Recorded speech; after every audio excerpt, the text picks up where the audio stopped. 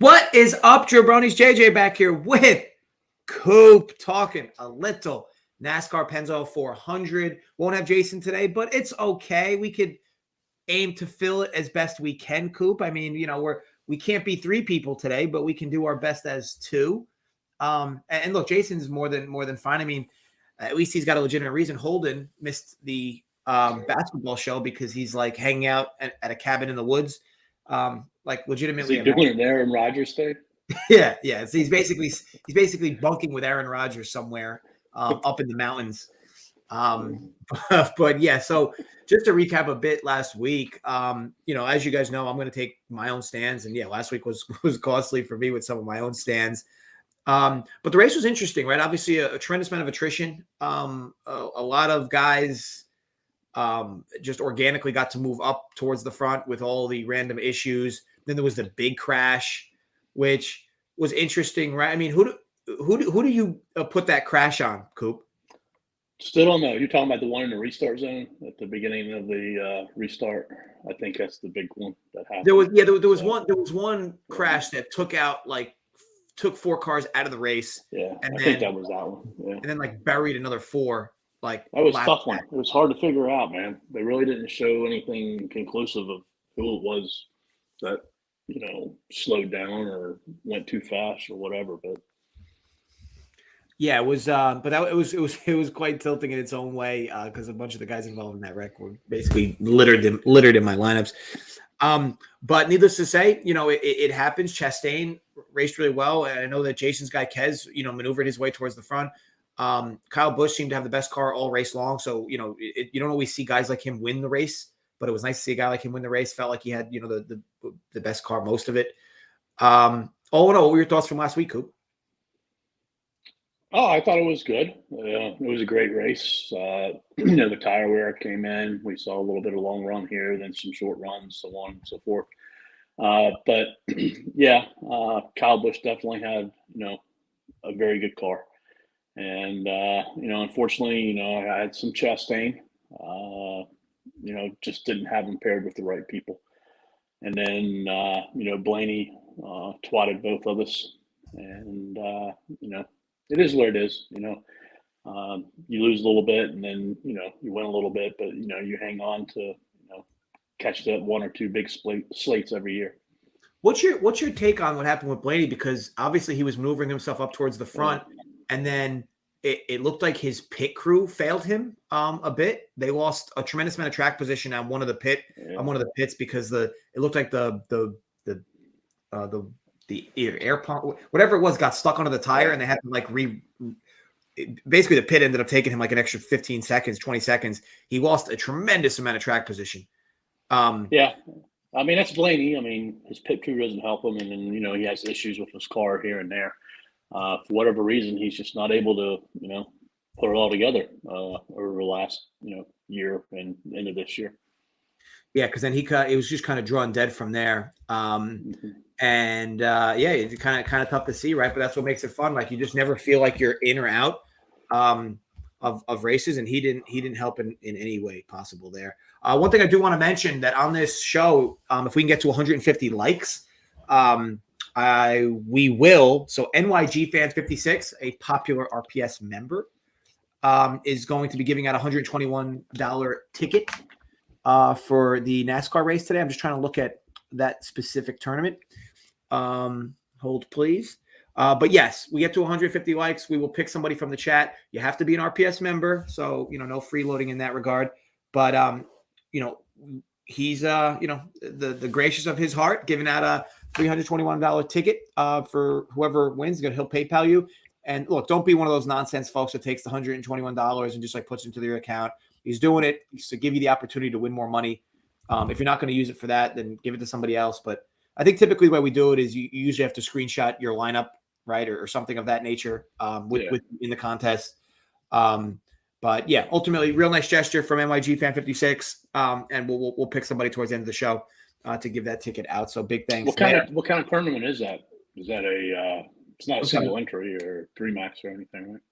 It is a single entry 5K to first. Oh, nice. Got about 100 slots left, so yeah. I guess we'll have to move along a bit. All right, so Coop, you want to walk through? Obviously, we go through your playbook and whatnot, but you want to talk a little course preview here, kind of like what we're looking at. And I was looking through Jason's article. Looks like it's pretty straightforward in the sense that a lot of Dominator points up for grabs, but it's very rare that you get your pure Dominator at this track, like a guy that just owns the stat sheet in the Dominator. Seems like it's often very spread out. So, what's your take on this track? And what are you looking for? Yeah, it's a mile and a half. The thing with this track is it hasn't been repaved since 2006, so it is starting to see some age. Tire wear, is starting to come into play in this track, not to the extent of a Fontana or a Darlington or a Homestead. But anytime you get tire wear in these races, it helps tremendously. So that's a good thing. You're going to see some 3 and 4 wide, passing on the restarts, things of that nature. You will be able to pass at this track, and especially if they do the longer runs, you'll see more passing, which is good. One thing I liked about last week was Kyle Busch was able to pass for the lead, not on a restart, but deeper into the run, which is something that we want to see, because typically the leader is a tougher position to pass. So that's a positive. We saw some good racing through the truck race and the Xfinity race. And I expect it to carry over into the day. So there is quite a bit of wind, in the forecast, but I have no idea how to forecast wind into NASCAR races. It's a lot different than, let's say, golf or NFL or things of that nature. So there's nothing out there to show that and how it works or who it advantages and things of that nature. But it should be a very good race today. Cool.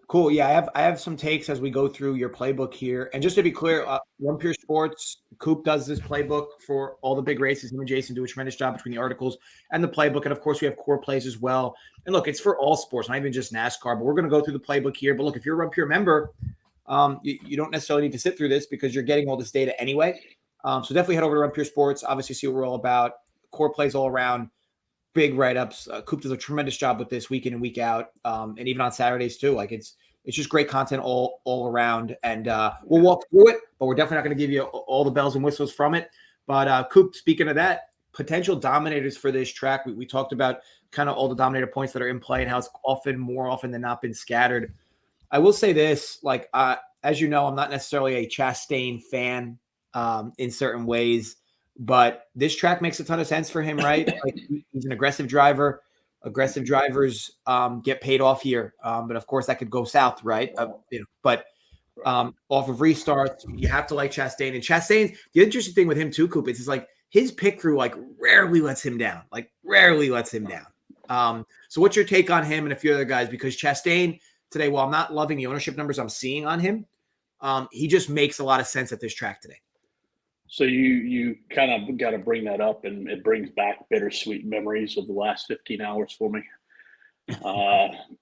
because I ended up with Austin Hill yesterday at 7-1 in the Xfinity race, but on the very last lap, I lost my 30-1 Chandler Smith, ticket as he got passed by Austin Hill.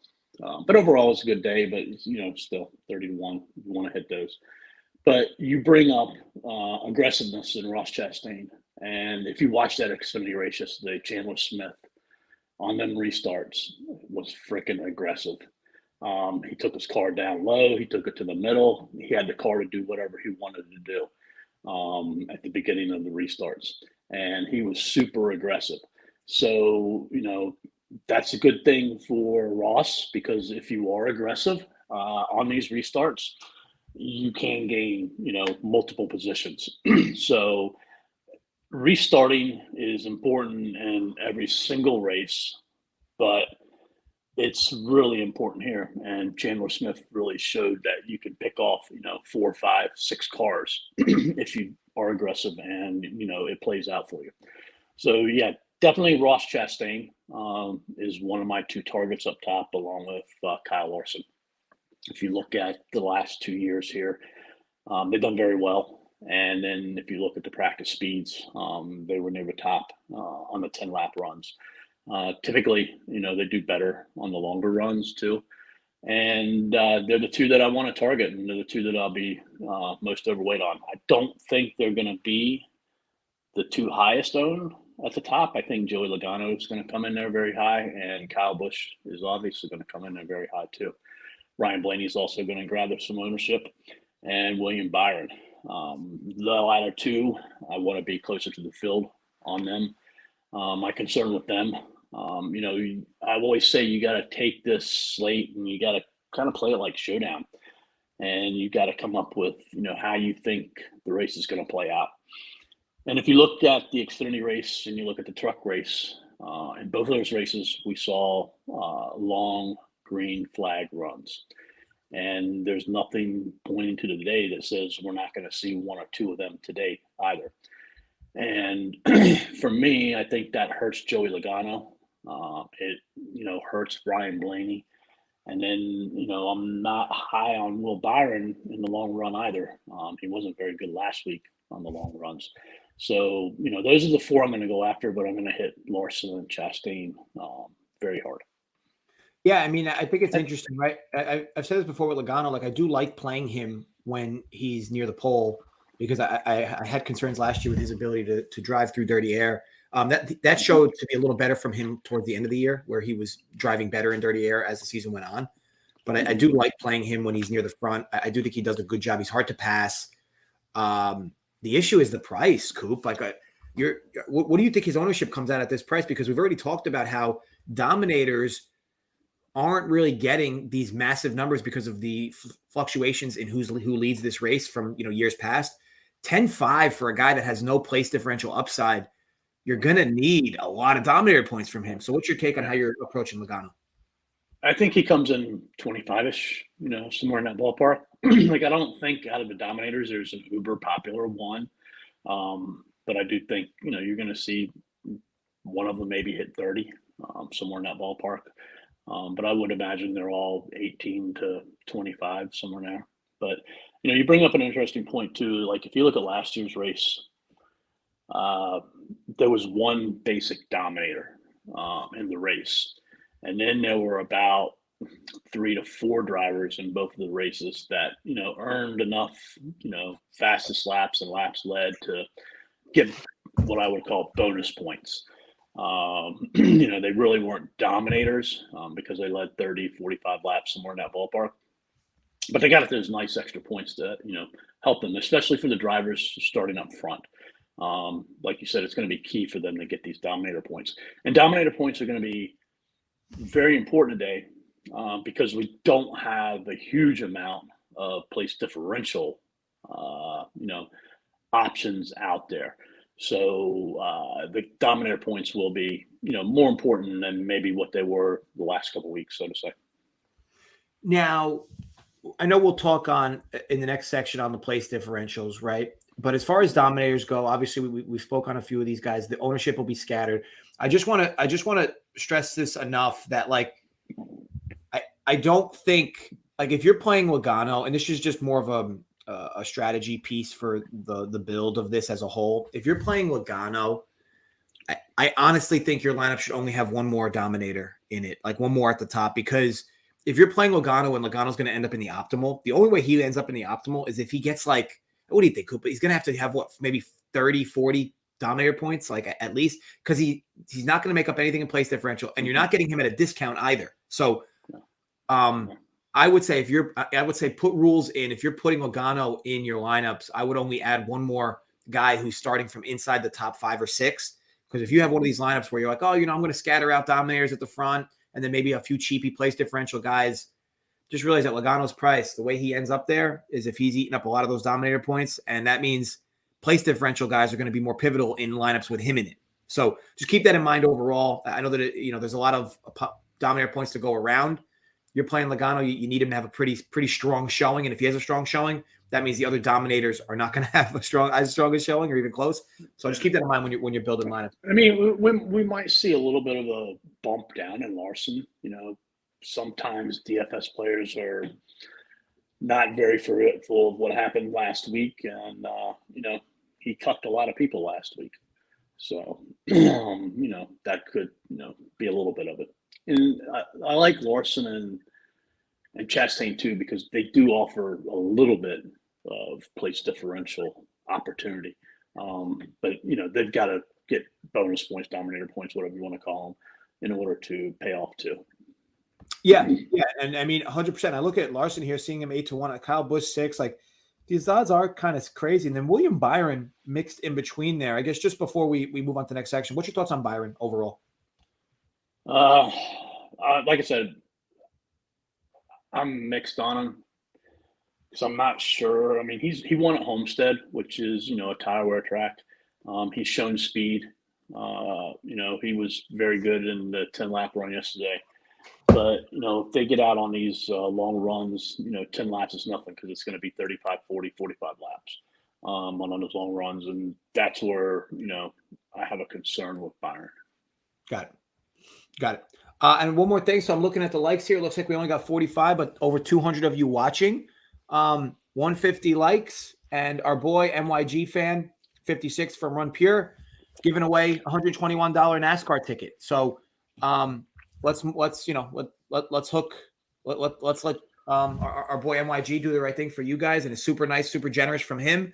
So look, I'm going to pick somebody at random here from the chat. So be active in the chat because I'm going to be picking somebody that's obviously talking in the chat. I don't know what I don't know. If you're not talking in the chat, I don't know you exist. So, but yes, very generous from him, and he's going to give it to a Run Pure member. So take advantage of that. Again, always full blown with the community here from all fronts. So. Big thanks to MYG Fan 56, and we'll pick somebody pretty shortly. But yeah, let's get these likes up, shall we? All right, so let's talk on place differential. Before I do, a quick shout to some of the people in the chat: Nathan, obviously Backwater, Bacon NYC, David, Paul, Blue Collar, Steven, Andrew. Thanks everybody for obviously keeping the chat lively and keeping things moving. JJT, we will talk on guys starting from the rear because we're going to talk a little on place differential anyway and some value guys. So organically we'll get there for sure. And Coop, so let's move over to place differential. So a guy like Daniel Suarez obviously has upside. I'll be honest. I know this might be a hot take. I didn't necessarily love what I saw at his car last week. Like I felt like when we talk about people who were very beneficial of all the attrition, I feel like he was up there. He just continued to find his way, avoiding things that were going on, and just kind of was able to hang around the top 10 because of it. In relation to this week, it looks like his ownership is going to be decent, especially from where he's starting from a place differential perspective. He's going to see ownership. Tyler Reddick is probably going to see the most ownership on the slate. What's your thoughts on some of these guys and some other guys that you think might have value? Yeah, this week we have two really big, chalk drivers in this section. That are going to command the ownership. Last week we had 6 to choose from, and it was more spread out. So, you were on Daniel Suarez, so we'll start with him. I wouldn't be surprised if he's one of the most popular plays on the slate. He ran well last week. If you look at his speed numbers, they were very consistent from the beginning of the race, middle race, to the end of the race. And, he has a tendency not to practice well, not like Ross Chastain, but to that degree. My concern with Daniel is, a lot of times when he doesn't practice well, though, he doesn't run well, though. And then the other piece, too, is he has a lot of hard time finishing the race sometimes. Because, he does some, unfortunate things, or he gets caught up into those unfortunate things. So, I'll have some Daniel Suarez. I'm not going to go, crazy on him. I'm a little mixed bag on him. The other play is Tyler Reddick. Tyler struggled the first 2 weeks, been caught up in attrition, both of those races. When the car's been, on the track, it hasn't been as fast as what people expect it to be. So, I think even though he's in a great spot, his price is, I think, $1,200 more than Suarez. I think he's going to be the lower owned of the two, but I think he has much more upside than what Suarez does. And I will probably have quite a bit of Tyler Reddick because I do think we are going to get an ownership discount on him because of that. The other drivers in this range, we have Eric Jones, Austin Dillon, Chase Briscoe, and I think Austin Dillon, he's a little pricey. Didn't practice very well, but in general, he runs fairly well at this track.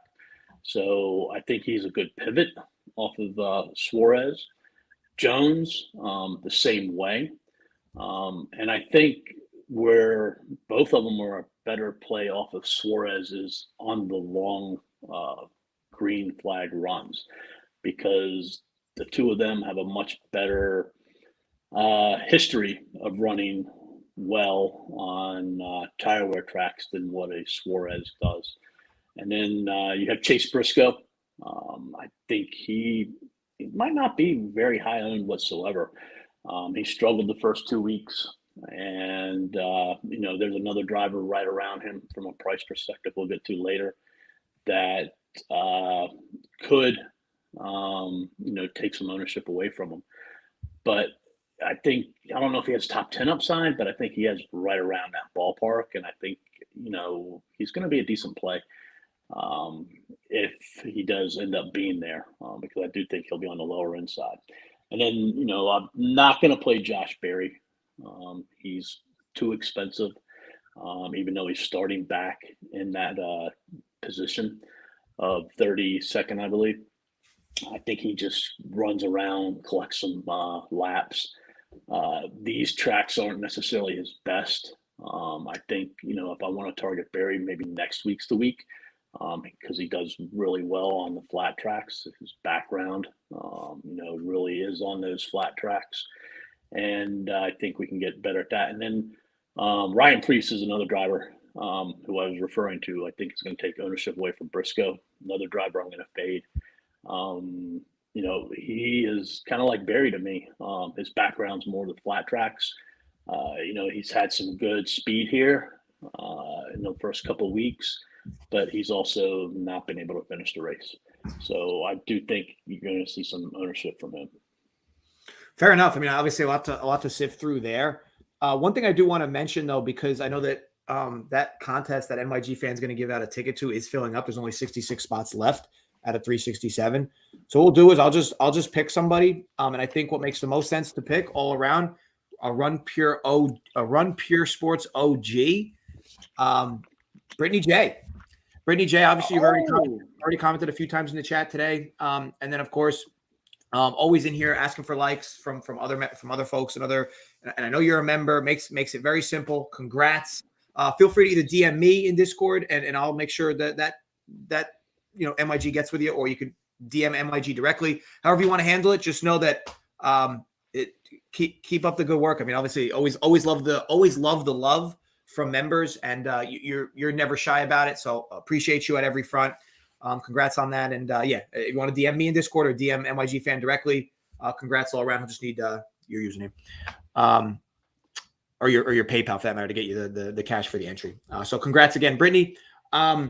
With that said, I want to talk on some of the things that you have here, Coop, or that you mentioned here. So ownership breakdown, I think it's interesting, right? I'd be shocked. I know we talked about Suarez being super high owned, but man, just based on equity and whatnot, it'd be hard to imagine Tyler Reddick's not the highest owned driver in the slate. Do you think Daniel Suarez is going to be higher than him? I think so, because of how well he ran last week. Tyler Reddick is coming into this with no practice either. Because they changed the engine. So, that combined with his results and the price, I think I would be shocked. Maybe they come in the same ownership, but I would be shocked if Reddick's more. Yeah, I think, and is it Reddick that's got the new team, the new everything? Is that Reddick? Or is he he went from the Chevy number 8 last year to the 45. Yeah. So maybe he's still figuring some things out. Needless to say, though, Tyler Reddick's an interesting decision of how you want to handle things for this slate, because it's pretty critical or crucial in a lot of ways.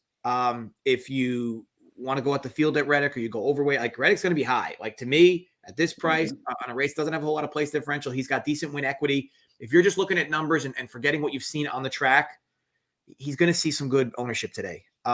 So to me, if you're somebody who's been kind of like anti-Reddick on the new car and the whole system, I think you can just completely fade him. I'm being like just completely fade him. You're going to have an edge over the large part of the field.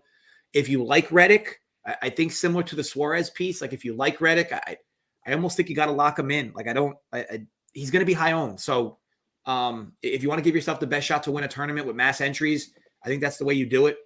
But needless to say, I still am figuring out what I want to do, but I'm very likely not playing one of these two drivers, either Suarez or Reddick, leaning more towards not playing Reddick. But I just, to me, they're going to be two high-owned guys. I don't like playing both of them. And to the same thing point as well, like if you like both of them, to me, get silly and play them both in all your lineups. Like, because at that point, you're not being different, but at least you're splitting up the ownership of these two are going to get in your own way. So just some kind of game theory food for thought there. Because those two are going to be the biggest place differential guys. All right, so real quick, let's move over to drivers who we need a good finish from. And I know you mentioned, or I think there's been a few different folks mentioned in this list that you have, at least from what I've seen. I know Jason was on part of these guys as well. Walk me through kind of your strategy here that drivers maybe are in mid-price range that you're looking for a good finish for to land themselves in the optimal. So I think, this range right here, you got to go back to the Showdown piece. And if you think we see the long green flag runs, this is where you're going to determine who to play and who not to play from this area. And again, I'm leaning toward we do see them because, like I said, that's what we've seen so far this weekend. And, yesterday during the Xfinity race, I was, messing around, looking at the odds, looking to see when books would open up and so on and so forth. And DK opened up Kevin Harvick plus 4,000 and, just stupid price. So I hit that. And I really didn't hit it thinking he could win or anything of that nature. But as the day and the night progressed, the more I became to like Kevin Harvick. And the reason I say that is because where Justin Allgaier runs well, Kevin Harvick typically runs well. And Allgaier had a very solid car yesterday. And I think we see that from Harvick today too, especially, on the longer runs.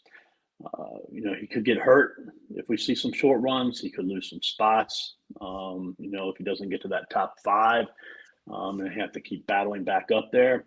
But I do think he has upside, and I do think, he has top 5. I think he could sneak out a win possibly. We'll have to wait and see. But the other two drivers I think that are going to be lower owned than Harvick in this range is Truex and especially Denny Hamlin. Both of them didn't have the practice speed that Harvick did show on the 10-lapper. But in that sense, both of them are going to be good on the long runs if we see those. And that's what's pulling me back toward the both of them too. Plus, last year, Toyota struggled, to begin on these mile and a halves, and they slowly got it together. And I think, their forte on this track is going to be the long runs. They're not going to have good short run speed. But we see the long runs, they're going to get there. And I think Denny's going to be very, very low owned. And same with Martin, true. But I think he'll be a little bit more than Denny. And then I think if you're not playing the long run aspect, I think that's where you go with Bubba Wallace. Again, Toyota should have some speed. My concern with Bubba is he's not the best at managing tires. We saw some speed out of him last week, but as soon as we started seeing those longer runs come out, Bubba started to fall back. So there's a concern there. And then Alex Bowman, I have some interest in also. And I think Alex could, he's the one driver of these that could kind of do it either way. He's not a great manager of the tires, but he's good enough to be able to get the job done, and we've seen him do that in the past too. So the speed, I think, will be there definitely for him also. So I have some interest in Alex Bowman. I think he could end up being very low owned too, because starting 11th, the price is going to draw some people in, but he carries a lot of risk also in the downside. And that's kind of where I stand, on those drivers within there. The one, I can't play them all, and the one I'm going to take a stand on is Chris Bell, and hope that he doesn't bite me.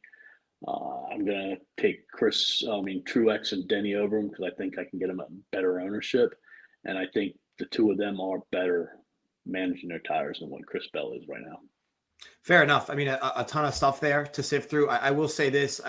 I think pound for pound, Martin Truex is probably the best play on the slate. When you take everything into consideration, how he can earn you place differential, his win equity.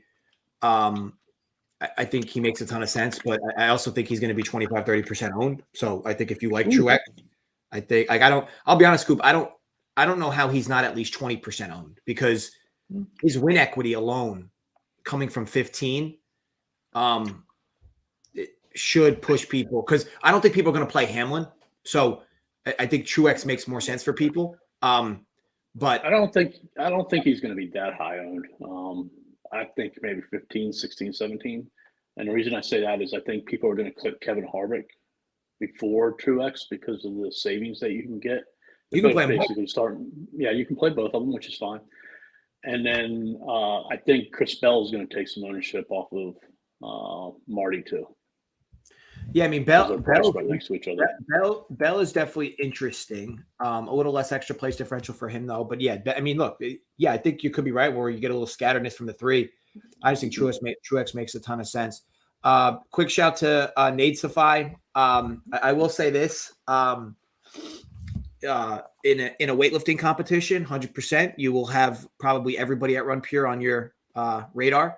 But in terms of basketball, don't do yourself like Draft Cheat did himself last year. You want to talk shit about basketball? Feel free to take that out on the court, Sir Austin.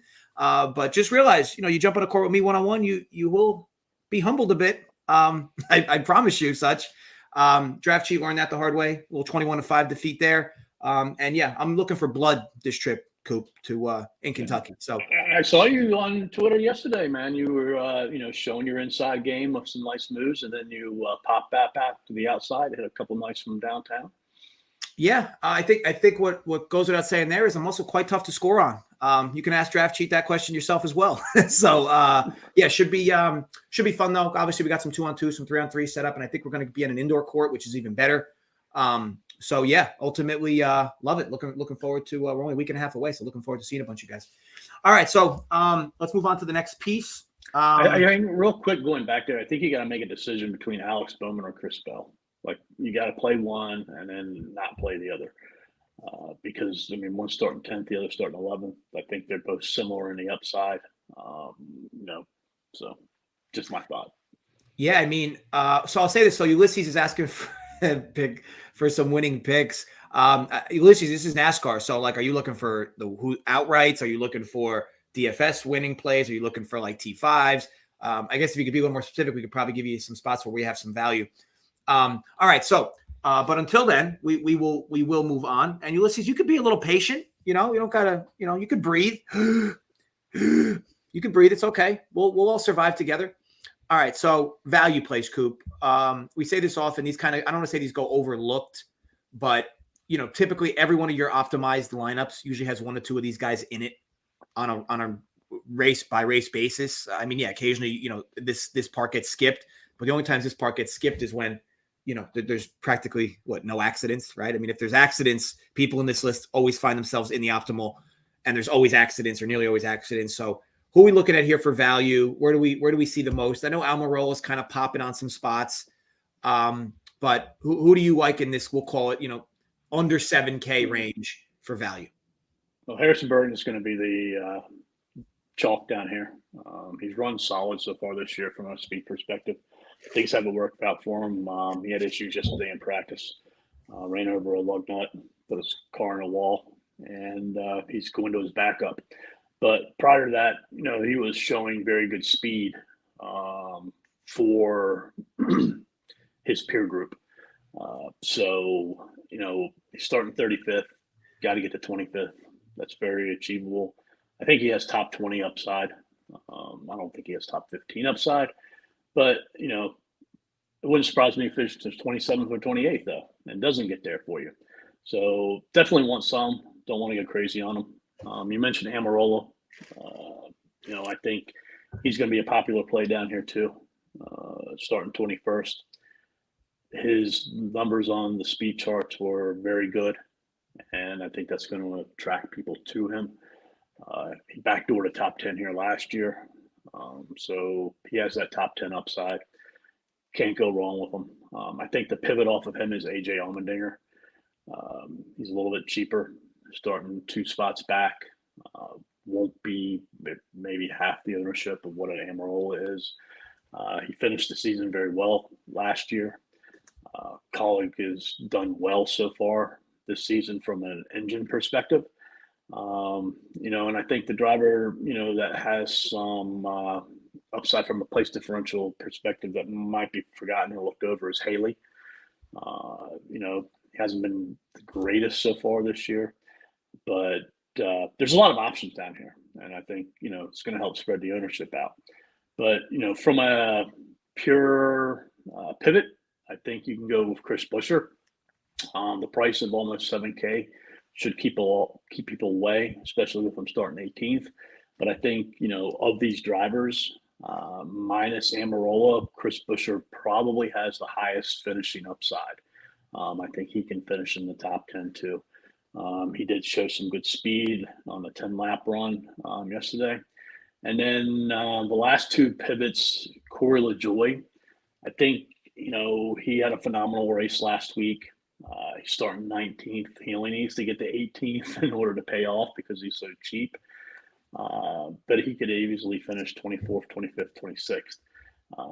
So I do think he gets a little bit more than maybe what he would have been from an ownership perspective because of what happened last weekend. And then, got to go back to my boy Ricky Stenhouse down here. I think he's going to be the lowest owned of these punts that, have a legitimate chance to do well here. $6,800, nobody's going to play him. Starting, I think, 16th, nobody's going to play him. But if you look at his results at the spring race in particular at Vegas, he has an 11th place overall finish. He does very well here at the beginning of the year. And, I think Ricky, you're going to see a little bit different from Ricky here in the next couple of weeks because he has that win. And he's going to drive very somewhat conservatively and smart. And he's going to want to get these top 15s, top 20s at worst so that he can hang in there in the points in case there are 17 different drivers and he doesn't, end up losing that playoff spot who win a race. So, I do like Ricky. I think he's going to be, 8, 7, 6, 5% owned. Who knows? But he could finish, 8th, 9th, 10th for you and pull it off, especially if some of these other drivers have issues where they don't get to where they need to get to make value. Yeah, I mean, again, a lot of data there to sift through. I will say this, like pound for pound, I like Almirola more than Suarez today, just based on the price, based on win equity, based on like a lot of different things. I know that Suarez has been a good car. I just, like I said, I feel like last week's race was purely him just dodging accidents. He continued to move up and stay up in the field because the people who were up in the field just kept either having a speeding into the pit or having pit issues. Like his team had a relatively smooth day and he just organically continued to move forward. Obviously today could be more attrition and get him there. I just think pound for pound, when I see like 40-45% Daniel Suarez today, oof. That is not fun. Right. I mean, I think you hit down the right road where you got to have some lineups that have neither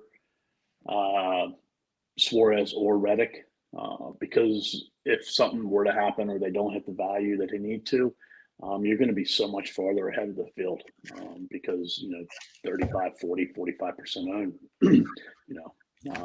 and they don't do well and you don't have them, you're going to jump up there quite quickly. Yeah. Like I feel more confident playing Harrison Burton than what I do Suarez and somewhat Reddick.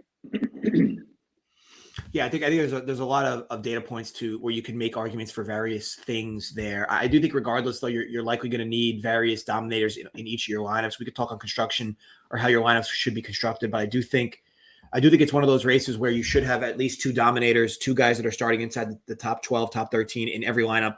And I do think you should have two guys that'll get you some place differential and then, mix and match the other two to fill yourself out.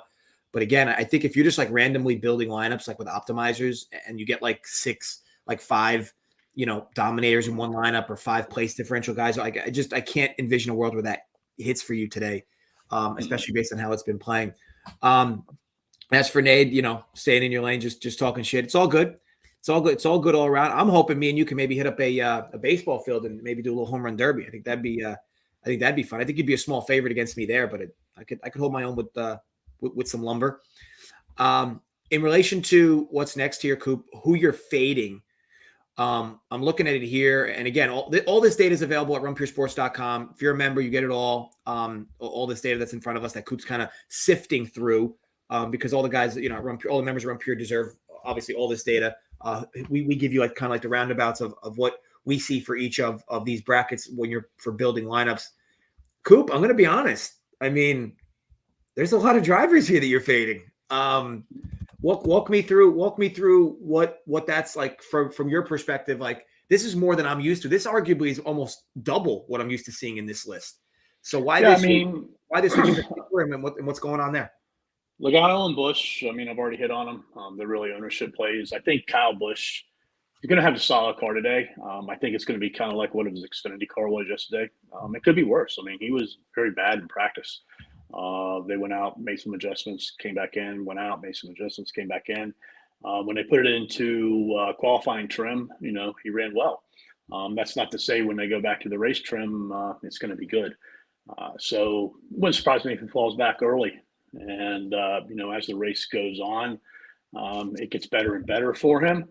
But I don't see that winning upside from Kyle Busch today.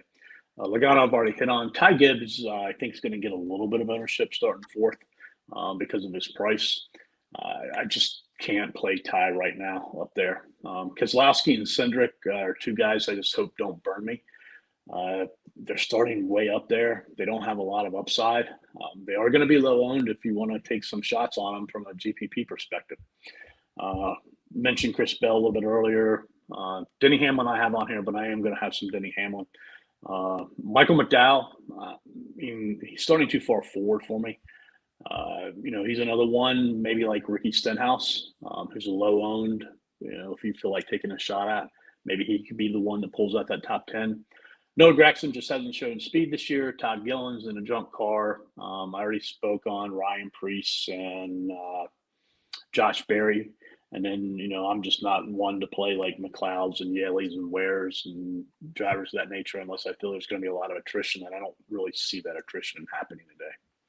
Talk on that for a moment, Coop, in terms of this track. And obviously, look, in a small sample, right, the weirdest thing can happen where a huge blow-up accident happens in any track. But why this track in particular in terms of youth? Like, is it a tough track to pass on? Is it just not a track where people go 3-4 wide often? Well, what makes this track in particular?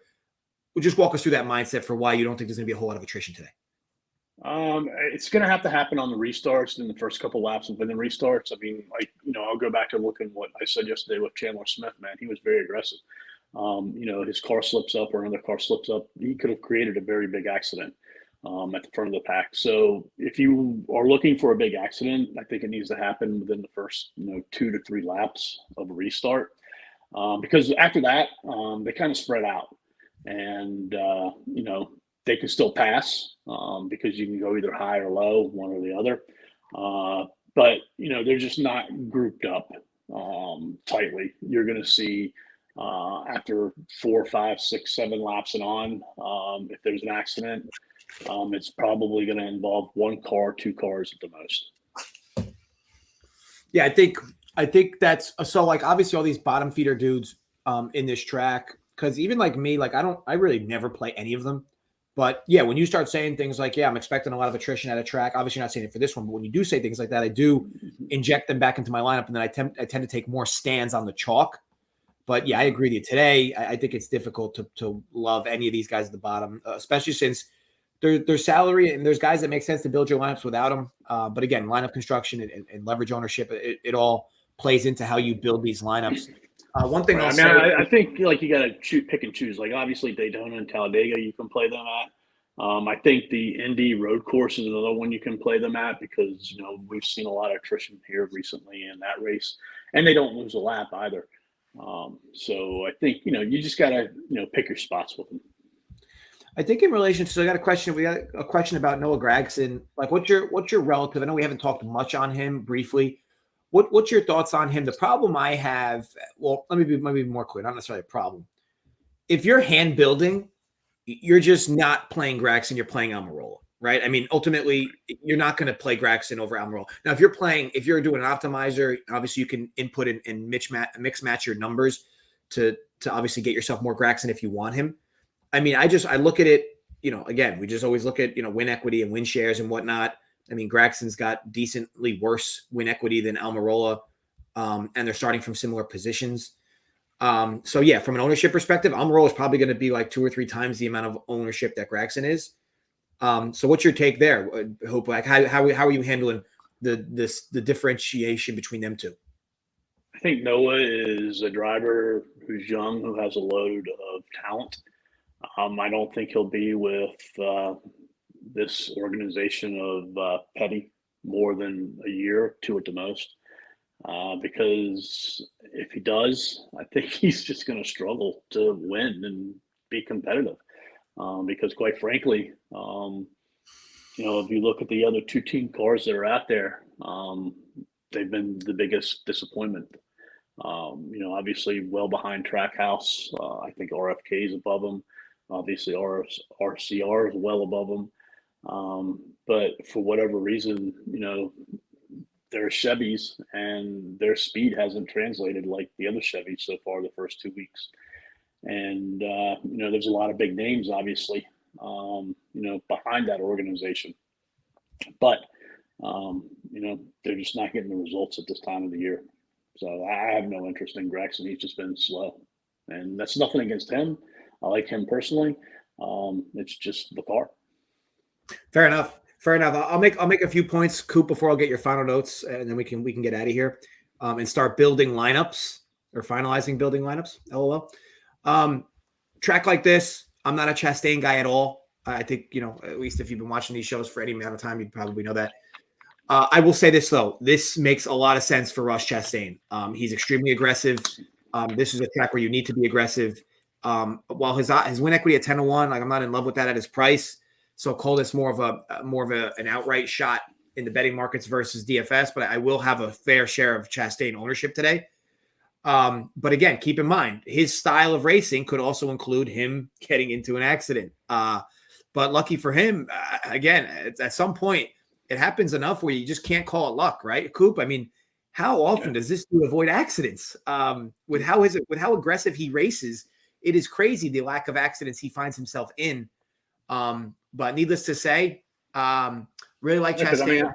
On the other side, he puts himself in that situation a lot. So when it does happen, he's much more used to how to react to different things. Whereas, a driver that doesn't put himself in that situation, that often when he gets into it, it could end up on the wrong side because he's not familiar with how to handle such, situations. Yeah. I think so. Like even like Nate, so it's an interesting question, right? Where who do you include? Like where does actually maybe Coop? I'll be sure in your perspective when you're tasking dominators, like do you consider like pre-race? Do you consider dominators guys inside the top 10, or do you consider dominators guys inside the top 10 of win equity? Like what differentiates you for where a dominator starts and stops for how you build lineups? Starting position. So just starting position. Yeah, because I could see Denny Hamlin, Martin Truex, Kevin Harvick, even Alex Bowman, all of them getting dominator / bonus points today if the race plays out right for them. But in my eyes, if you're playing them, you're not playing them to be a dominator. You're playing them for their upside of finishing position combined with some upside in place differential. So that's what I look at. I mean, there's races like out there, like let's say Kyle Busch starts 36th. I'm not going to include him as a dominator because he could dominate, but his main purpose is going to be the place differential points. So for me, it really stops at 10. Yeah, so I think, Nate, to be honest, like in most races for me, I agree with Coop. Like it would stop at 10. I wouldn't have any more than 2 drivers inside the T10. But man, it does get a little tricky because like someone like Martin Truex today, Denny Hamlin, like these are guys with the way this race plays out that could definitely get you Dominator points, even though they're starting out of 11th and 15th. So look, I guess I would put a max cap at 15, but just for a race like this. But in most cases, Coop's right. To me, it's 10. It's 10 drivers. It's not really as much an outright thing, or a win equity share outright in the outright markets. So maybe you make it a little hybrid and you say maybe 3 drivers inside the T15. It does make you very heavy Dominator though. But either way, just some obviously extra food for thought, however you want to do it. I think you also got to look at it from the race perspective too, because we're at 267 laps. If this was let's say Coca-Cola 600, 400 laps, or a Martinsville that has 400 or 500 laps, or a Bristol that has 500 laps, I think you can take more chances at playing drivers starting inside of the top 10, and expecting them to dominate. Maybe you do 3 versus the 1 or 2 that we would see here. But I think the more the laps, the better to play more. The less the laps, the better to play fewer. Fair enough. And guys, I'm seeing 123 likes. Can we at least get to 150? I mean, there's almost 300 of you watching. I think we can get an extra 25 likes before we ship out of here. So for me, more Chastain. As far as value, guys, I'm going to be overweight on Almirola. I know he's going to be decently owned. I'm very likely going to be way underweight on Tyler Reddick. I'm going to be way overweight on Martin Truex. Guy like Joey Logano is an interesting spot for me. I will have Logano, but the lineups I have him in, I will have very few dominators around him, like 1 max dominator around him, because again, at his price, I mean, he'd have to, and again, he's going to lose points if he doesn't finish first. So, I mean, to me, I think if you're playing Logano, you basically need him to T5, and you need him to get you like 30 points, 30 dominator points. Otherwise, at his price, I just don't see how he finds himself in the optimal. Obviously, if he wins the race, he'll get you there regardless. But I think you guys know what I mean. I think also going back to the question of the dominators, like if you want to go with 3 today, then I think you don't have like a Suarez or a Reddick, because you're expecting both of them to do bad on your teams. So opposite of what you were just saying, like with Logano, where if you're going to play Logano, you want to play with a bunch of place differential. Whereas if you want to play those top, 3 drivers starting in the top 10 or whatever, I don't think you play as many place differential guys because you're expecting them to not do well. Yeah, and that's where the lineup construction goes in, right? Like if you have a lineup where you find yourself with like 5 dominators and like 1 random guy in the middle, like the lineup just doesn't make a lot of sense. Like this isn't a track that has enough dominator points for a lineup like that to win. Because remember, when you're building lineups, you're more or less aiming to get what, Coop? A 350 score, a 365, a 370 score, a 380, right? It just varies from track, Yeah, I mean, when you're looking at your builds and how your lineup is constructed and where your salary is going, remember, you basically need that many points. So, call it, whatever it is, 6x, 6.5x at these guys' prices at 10K, you're basically going to need a 70 shot from a guy like Logano, a 65 shot from a guy like Logano. Not saying you can't win tournaments with him with like a 50, but you're going to need to make up for it elsewhere with guys that really did well at a value perspective that you paid for. So yeah, you see his price, he's going to need 60. He's not going to get any place differential points. All this stuff has to be considered when you're building lineups. I think Logano's a decent option, and I do like him when he's at the front because he's tough to pass. But who's he up against at that line, Coop? Who's 2? Willie B. Also Byron. Yeah, I mean, it wouldn't surprise me if Byron beat him off the line, and then you lose the ability to get those stage the early Dominator points. I'm not saying that'll happen, but it wouldn't surprise me. It's not like he's going up against a slouch, right? And Byron's got good win equity here too.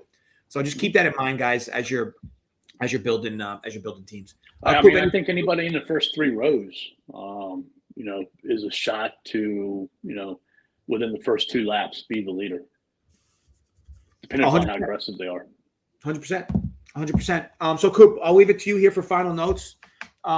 Anything you want to talk about the track? Anything going on with your personal life you want to disclose? This is an open space. Call it a safe zone. Jokes aside, what's some final thoughts on the track?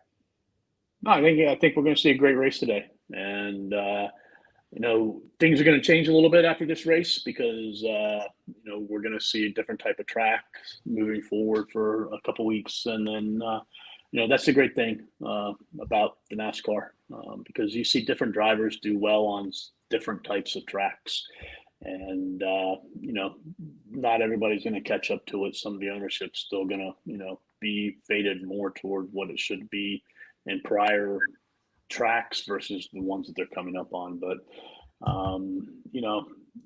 I think we're going to see a good race today. Awesome. Thank you to everybody in the chat. Thank you to NYG Fan 56 from Run Pure for giving out that free not free, but the $121 ticket to Brittany, long-term OG member of RPS. So good luck to Brittany today in that tournament. Hope. Hopefully she posts her lineup so we can root along with her. Yeah. Honestly, same thing too. A NASCAR chat. Brittany, you want to feel free to, once the lineup's locked, to post your lineup so we know what to root for. At least post a link to the contest so we can root for you. I mean, link to the contest is fine too. But other than that, thanks everybody for communicating in the chat. It was always nice to keep folks lively as we talk through this. Jason should be back next week so the band will be together, if you will. But yes, good luck everybody. Stay safe as always. Gamble responsibly, and yes, run pure. We'll see you guys next week.